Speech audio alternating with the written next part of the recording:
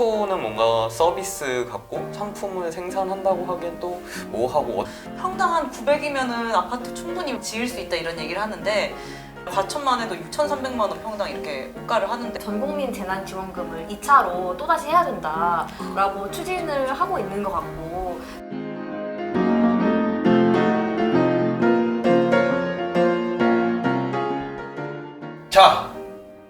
자, 문제는 왜 멈추는가 1부의 특별 강연 2부 시작입니다.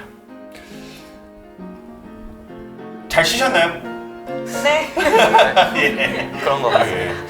굉장히 오랜만에 뵙는데 금방 뵙는 것 같습니다. 예. 한번 우리 1부 1강에서 4강까지 보면서 들었던 질문들, 저자에게 묻고 싶었던 질문 있으면 한번 해봐 주시죠. 제가 먼저 한번 해볼게요. 저는 1, 2학번이어서 저 대학 다닐 때 청소 노동자분들이 학교를 상대로 투쟁을 많이 했어요. 그리고 학생들도 많이 실제로 연대를 했고 그 이후에 만약에 이제 마르크스 관련된 세미나를 한다 하면 노동가치론 잘은 모르지만 배우지 않습니까? 그러면은 이제 노동이 가치의 원천인데 이런 청소 노동자들의 노동을 착취하는 학교 진짜 나빠, 잘못됐어. 좀 이런 식으로 생각을 많이 했던 것 같은데 책 보면서 근데 이런 청소는 뭔가 서비스 같고 상품을 생산한다고 하기엔 또 뭐하고 어떤 식으로 대입시켜서 봐야 될까? 이거 강사님한테 꼭 한번 여쭤보고 싶었거든요. 예.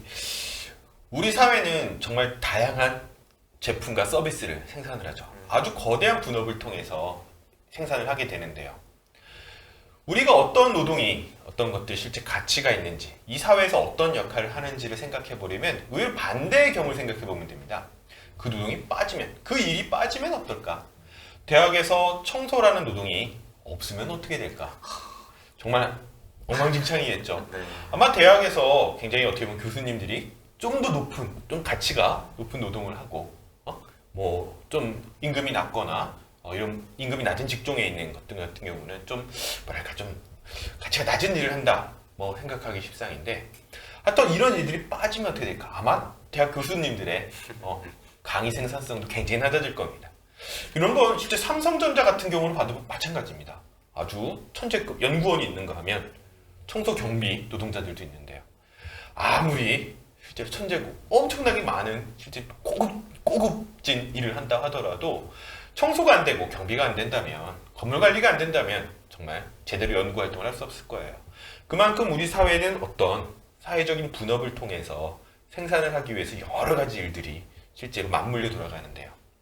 다만 그 가치, 실제 노동을 통해서 만들어 생산되는 가치가 각 개별적으로 개별적인 어떤 일들이 약간은 다를 수는 있을 겁니다. 그렇게 된 임금의 차이라는 것들도 주어지고 여러 가지 차이들이라는 게 주어지는데요. 마르크스는 이 부분을 노동 능력의 재생산으로 설명을 합니다. 이 내용은 이 특별 영상 다음에 설명드릴 거예요. 예, 그래서 그런 게 있다 정도까지만 얘기하면 될 것 같고 그렇게 한번 그런 일들을 빼면 어떤 일이 발생할까? 그렇다면 오히려 우리는 전반적인 이 사회적 분업이 어떤 식으로 이루어지는지 그것이 어떠한 생산의 역할을 함께 하고 있는지를 느낄 수 있을 것 같습니다. 저도 질문이 있는데요.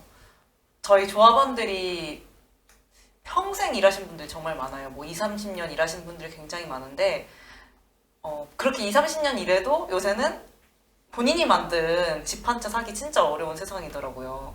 한마디로 본인들이 봤을 때 아무리 자재값을 다 더하고 본인들 인건비까지 다 더해도 평당 한 900이면은 아파트 충분히 지을 수 있다 이런 얘기를 하는데 아파트 요새 보면은 뭐 서울이 아니라 과천만 해도 6,300만 원 평당 이렇게 호가를 하는데 분양가가 왜 이렇게 아파트는 실제로 좀 들어간 거에 비해서 너무 비싼가 이런 게 저는 좀 궁금하더라고요. 예.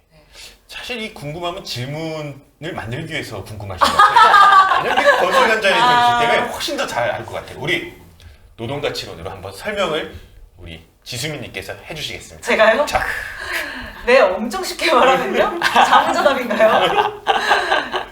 정말 저희 광주에서 또는 제주도에서 일하는 조합원들도 똑같이 아파트 현장에 똑같은 일을 하세요. 그리고 똑같은 시간 동안 일을 하시는데 이상하게 인천에 있는 노동자들이 만든 아파트는 평당 1,700, 1,800 호가하고 그다음에 광주는 뭐 1,200, 1,400 하고 있는데요. 그런 차이는 아무래도 일한 건 똑같고 자재도 똑같고 모든 게 똑같지만 아무래도 그 아파트가 지어진 땅의 가격은 다를 수 있겠다 이런 생각이 좀 들고 그게 맞나요 그러면? 당연하죠. 맞습니다. 받아주시면 예. 네. 예. 그 아파트 가격의 차이는 사실은 건물과 땅이 있는데요. 뭐 용적률이라고 해서 사실은 땅을 나누는 거죠. 아파트 같은 경우도 땅을 나누는 건데 아파트 가격이 절반 이상 특히 이제 수도권으로 갈수록 훨씬 더 많은 부분들이 땅의 가격입니다. 근데 토지 가격은 우리가 1강에서도 한번 설명을 드렸지만 대체로 특별히 의미가 인간 사회에서의 노동 생산물이 아니라 지구의 것을 인간이 점유하고 있기 때문에 제도적으로 그 점유에 대한 점유권을 인정하고 있기 때문에 가격이라는 게 맺혀지고 그리고 가격 때문에 지대라는 걸 얻게 되는데요. 지대라는 걸 얻게 되는데 따라서 사실 아파트 가격의 차이는 지대의 차이라고도 할 수 있겠고 사실은 노동 생산물이 아니니까 당연히 그 지대만큼 누구의 것을 가져오는 것이죠. 지대라는 건 가치의 이전이니까요. 일강에서도 얘기했듯이 가치의 이전이기 때문에 높은 아파트 가격을 매매를 통해서 또는 아파트를 임대하면서 얻는 소득의 상당 부분은 지대를 통해서 얻는 즉 토지를 소유했기 때문에 지대 소득이 발생하는 거라고도 볼 수 있을 겁니다. 뭐 제 경험 짧게 하나만 말씀드리면 이런 것들이 또 저도 경험적으로 나타나더라고요. 제가 살고 있는 지역에서 코로나 이전까지만 해도 아파트 가격이 계속해서 하락을 하더라고요. 계산해봤더니 딱 아파트 건물의 감가상각만큼 쫙 떨어지는 걸 보면서 이것은 경제정의 아니냐? 제가 주변 이웃들에게 그렇게 한번 얘기를 했었어요. 물론 맥주병으로 맞을 뻔했어요. 그런 것만 봐도 사실은 어떤 지대가 아파트 가격 내지는 주택 가격에 미치는 영향들이라는 것들을 확인할 수 있을 것 같습니다. 그럼 저 추가 질문이요. 정부가 경제가 위기일 때마다 부동산 정책이랍시고 계속 뭔가 부동산에 거품을 넣는 방식으로 하는데 그러면 사실 지대 가격을 올리는 방식의 정책을 하고 있는 거라고 볼 수 있나요? 두 가지가 있는 것 같아요. 하나는 경기 부양책으로 이제 경기 부양을 하기 위해서 아파트 가격을 주택 시장 활성화다 네. 뭐 이런 식으로 올리는 경우들이 있는데 그런 경우에 대부분은 사실은 투기라고 해야 할까요? 기대 심리로 인해서 아파트 가격이 상승하는 건데 아까도 말씀드렸지 지대라는 것들은 점유로부터 발생을 하는 것이고 그 점유로부터 실제로 내가 앞으로 얼마나 임대료를 받을 수 있겠다라는 기대가 사실은 그 지대를 상당 부분 결정을 합니다. 토지 가격을 결정하죠. 결정합니다. 그래서 보통 우리가 부동산 시장 활성화다. 어떤 위기 때문에 뭔가를 놓는다는 것들은 그런 기대를 키우는 것들입니다. 기대를 키움으로 인해서 아파트 앞으로 임대료가 많이 오를 거야. 이 토지의 지대가 많이 오를 거야. 라는 기대를 키움으로 인해서 가격을 그냥 높이는 거죠. 전체적으로. 이런 것들을 마르크스는 가공자본의 특성으로 설명을 하는데요. 이 가공자본의 특성은 구강에서 자세히 설명을 하게 됩니다. 피해갈 도리가 없어요. 큰 그림이는 16강 중에 어디 하나는 바뀌어요. 알겠습니다. 많은 시청 바랍니다. 저도 질문이 있는데요. 그 4강에서 재정정책에 대해서 말씀을 해주셨잖아요. 근데 최근에 기사를 보니까 그 전국민 재난지원금을 2차로 또다시 해야 된다라고 추진을 하고 있는 것 같고 또 기본소득론 같은 것도 꽤 예전부터 계속 쟁점이 되고 있었는데 좀 이런 것을 볼 때마다 그 강사님이 말씀해 주신 것처럼 너무 빚을 늘려가는 것이 아닌가라는 좀 두려움이 드는데 사실 이런 정책들을 좀 추진하려고 하는 정치인들은 대부분 좀 진보적인 정치인들이고 정말 이렇게 보편적으로 지급하는 게 진보적인 것처럼 보이잖아요. 그래서 이게 정말 뭔가 평범한 시민들을 위한 것처럼 보이기 때문에 이게 되게 봤을 때 정말 맞다라고 휩쓸리기가 쉬운 것 같다는 생각이 들었어요. 그래서 좀 이거에 대해서는 어떻게 보면 좋을지 궁금합니다. 마르크스의 노동가치론을 굉장히 쉬운 한 구절로 얘기하라 그러면 저는 세상에 공짜는 없다라는 말로 요약을 하고 싶어요. 시장주의자, 시장 근본주의자를 자처하는 경제학자들은 이런 말을 하긴 하는데 조금은 다른 의미로 세상은 공짜는 없다는 건데요. 우리가 일부에서 몇 번에 걸쳐서 반복해서 설명을 했듯이 인간 사회에서의 어떤 인간 사회에서의 어떤 누적된 축적된 부라는 것은 결국 노동에 기초합니다. 노동만이 사실은 가치를 창조하죠. 그런 점에서 공짜는 없다는 건데요. 공짜는 없다는 건 뭐든지 노동이 필요하다는 건데요. 역으로 말하자면 나라빚도 마찬가지일 겁니다. 나라빚도 결국은 누군가 갚아야 한다면 그 갚아야 되는 것은 시민들의 노동일 수밖에 없는데요. 현재 시민이든 아니면 빚이라는 걸 통해서 미래의 우리 미래 세대의 노동이든 갚아야 한다면 결국 그것은 누군가의 노동일 겁니다. 그런 점에서 현재의 정치인들이 마치 빚은 문제가 안 돼. 응? 우선은 살자. 우선 모두에게 나눠줄게. 라는 식으로 국가 재정에 대해 상한선을 생각하지 않고 한계를 생각하지 않고 마치 현금 살포식으로 하는 것들은 매표 정책이자 어떻게 보면 미래 세대에 대한 착취일 수도 있는 겁니다. 우리 위에 계신 분들은. 와, 이럴 수가. 미래 세대에 착취일 수도 있는 겁니다. 기성세대가 미래 세대를 착취하는 방식 중에 하나도 나라빚을 쌓는 건데요. 물론 코로나19처럼 경제가 어려운 시기에 당연히 나라가 국가가 정부가 뭔가를 시민들을 위해서 해줘야 되는 일은 너무나 당연하다고 생각합니다. 하지만 그것에도 상한선이 있고 예산의 제약 속에서 이걸 얼마나 잘 쓸 거냐, 효과적으로 쓸 거냐 이런 것들을 꼭 고민을 해야 되는데요. 이렇게 볼 때 전국민 재난소득 같은 경우 그냥 다 나눠주자, 똑같이 나눠주자라는 건 잘못된 거죠. 예산 제약이라는 걸 생각한다면 누군가에게 다 나눠준다는 건 오히려 더 필요한 사람 거를 뺏어서 나눠주는 것과도 같기 때문입니다.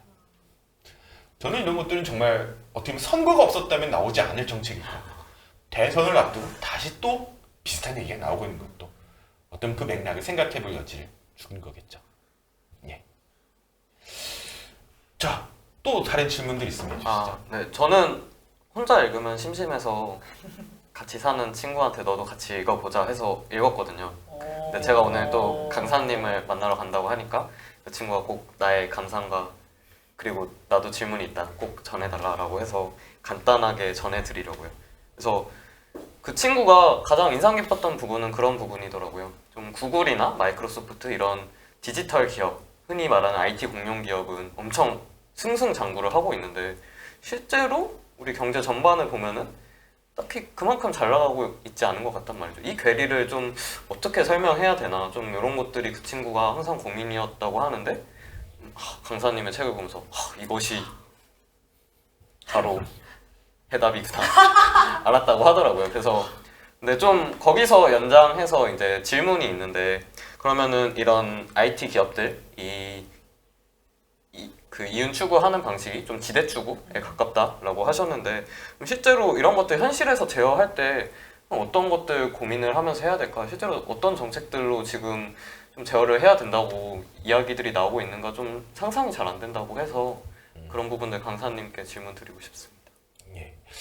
우선 근본적인 수준에서 보면 과연 지식과 정보가 소유의 대상, 어떻게 보면 재산의 대상이 될 수 있는가에 대해서 질문을 던질 필요가 있는 것 같아요.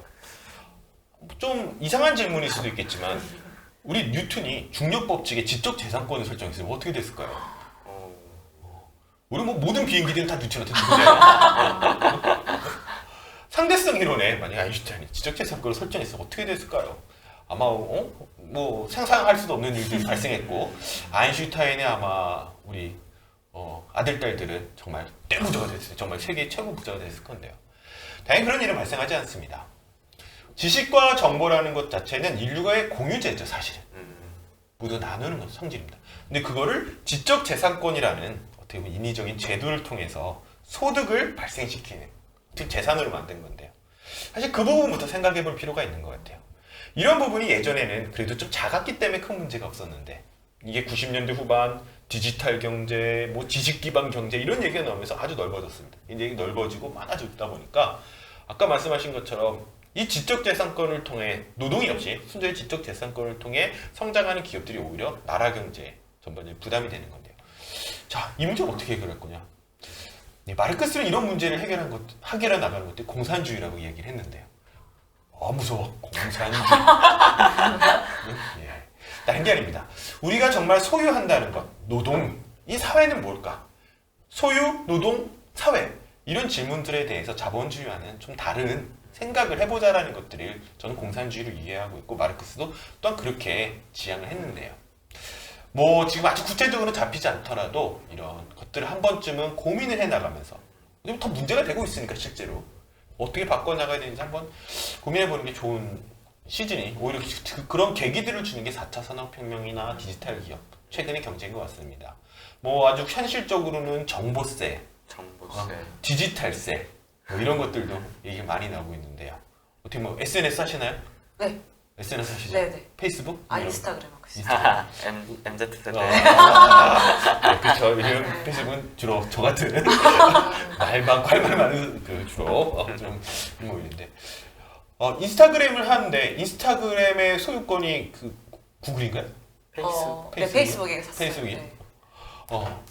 돈은 거기에다 벌죠. 그죠 페이스북. 올리는 건 우리 제가 올린 제 사진. 우리 지수민님이나 이렇게 네. 다 올리시는데 돈은 거기에 버는 거. 그러네 그러네. 예. 그런 점에서 보면 이제 정보세를 받아야 된다. 아. 내가 지금 콘텐츠 갖고 제가 정보는, 돈을. 좋네요. 어. 되게. 그게 이제 일종의 정보세이나 뭐 이런 것들 얘기가 되고 있는 것도 있습니다. 근데 다만 구체적으로 어떻게 할지는 좀 곤란한 점들이 많이 있겠죠. 저도 그 친구를 대신해서 질문을 하자면 그 실제로 취업 준비를 하고 있어서 힘들어하는 친구도 있고 아니면 부모님이 자영업을 하시는데 코로나 때문에 장사가 너무 안 돼가지고 힘들어하는 친구도 있는데요. 이제 그런 친구들은 코로나가 끝나면 경제 위기가 해결될 거고 훨씬 좋아질 것 같으니까 빨리 끝났으면 좋겠다라고 고대를 하고 있는데 저는 그걸 보면서도 그랬으면 좋겠지만 물론 정말 그럴까라는 생각도 들더라고요. 그래서 코로나가 끝나면 정말 그런 경제 위기나 많은 문제들이 얼마나 해결될지가 좀 궁금해서 질문을 드리고 싶습니다. 예, 코로나 자체는 자본주의 내적 모순이 아니라 바이러스의 침공으로 인해서 어떻게 보면 우리 사회의 외부 조건으로 인해서 확 닥친 문제죠. 그런 만큼 사실은 이 문제가 해결되면 다시 경제는 반등할 겁니다. V자 반등이라고도 얘기를 하죠. 하지만 문제는 그 다음입니다.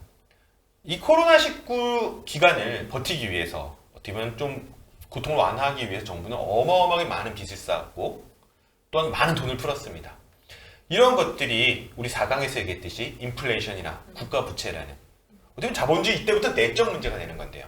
이 내적 문제가 사실 경제의 발목을 잡을 것 같아요. 그래서 진지한 경제학자들 같은 경우는 V자 반등 이후에 다시 침체가 되는 W자, WDB 오지 않겠느냐 뭐 이런 걱정도 많이 하는데요. 그런 점에서 보면 우리 시민들도 우리 노동자들도 모르겠습니다. 아마 이 방송이 16강까지 다 끝날 때쯤이면 굉장히 경제가 활성화돼서 자본주의 뭘 멈춘다는 거야? 잘만 돌아가는구만 라는 질문을 하실 수도 있을 텐데요. 그렇지 않다는 겁니다. 그때부터 오히려 이제 내적 모순의 시즌입니다. 바이러스의 침공이 끝나고 이제 내적 모순이 전개되는 시기가 올 텐데요. 아마 그때쯤 되면은 지금 이 강의들 우리 같이 나눴던 얘기들이 또다시 한 번쯤은 생각해볼 여지를 줄 것 같습니다. 그런 것들이 좀 필요한 시기인 것 같아요. 어떻게 또 추가 질문이 있으신가요? 예. 없군요. 네. 예, 그러면 한번 우리 여기 계신 분들은 그래도 책을 대체로 다 읽어보셨던 것 같아요. 우리 시청자분들에게 한번 이 책을 어떻게 읽으면 좋겠다. 또 이런 고민들 한번 하면서 읽으면 좀 더 좋을 것 같다라는 어떤 뭐 제안 내지는 어떤 조언 같은 거 있으면 한번 한마디씩 해주시죠. SNS 열심히 하는 MZ세대 뭐 정보세 말씀하셨잖아요. 실제로 우리가 어떻게 보면 좀 억울하게 느꼈던 부분들에 대해서도 그냥 내가 억울해하는 걸로 끝나는 게 아니라 내가 권리를 잃어버린 것도 뭐고 또 좀 억울해한 부분들이 왜 생기는지 이런 것들을 좀 구체적으로 우리가 이 책을 통해서 어떻게 보면은 자본론이라는 옛날 책이지만 이걸 지금에 가져와서 더 속 시원하게 내 억울함 풀어줄 수 있는 그래서 앞으로는 어떻게 해야겠다 이런 생각이 드는 그런 책이니까 꼭 아까 9강도 듣고 16강도 들어야 될 것 같은데요. 꼭 끝까지 완강을 함께 했으면 좋겠습니다. 저 같은 경우는 마르크스주의 한번 공부해본다 하면 주변에서 이런 얘기들 정말 많이 했던 것 같아요. 뭐 철진한 이야기 아니야? 좀 마르크스주의가 지금 사회를 어떻게 설명해?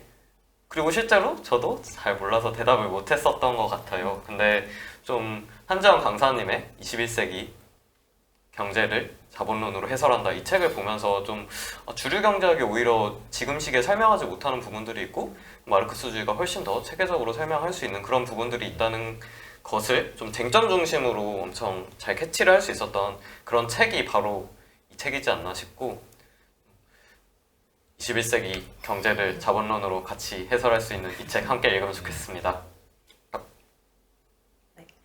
저는 되게 자본주의에 대한 다양한 의견들이 좀 부딪히고 있는 것 같다는 생각을 했는데요. 그러니까 누군가는 자본주의 때문에 뭐 노동자들이 착취당하고 이러지 않냐. 그러니까 자본주의 나쁘다. 이렇게 말하는 사람도 있는 반면에 누군가는 자본주의 덕분에 우리가 이렇게 잘 먹고 잘 살고 기술도 발전했다. 좋은 거다라고도 하잖아요.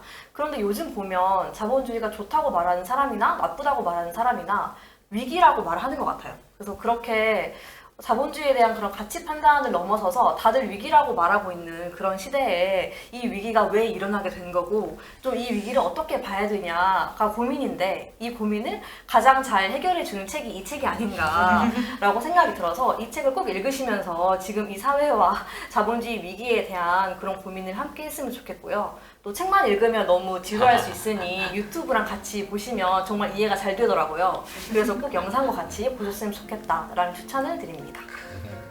예, 감사합니다. 2부, 3부, 4부 이제 4강씩 있는데요. 부별로 4강씩 끝날 때마다가 이런 특별 영상을 찍고 우리 시청자분들 또 독자분들의 다양한 질문들도 한번 같이 해결을 해보려고 합니다. 댓글로 달아주셔도 되고 뭐 메일로 주셔도 상관없습니다. 우리 많은 참여 부탁드리고요. 오늘 이 자리에 함께해 주신 우리 세 분께 감사드립니다. 우리 함께 한번 화이팅 하면서 끝내볼까요? 네. 자, 화이팅!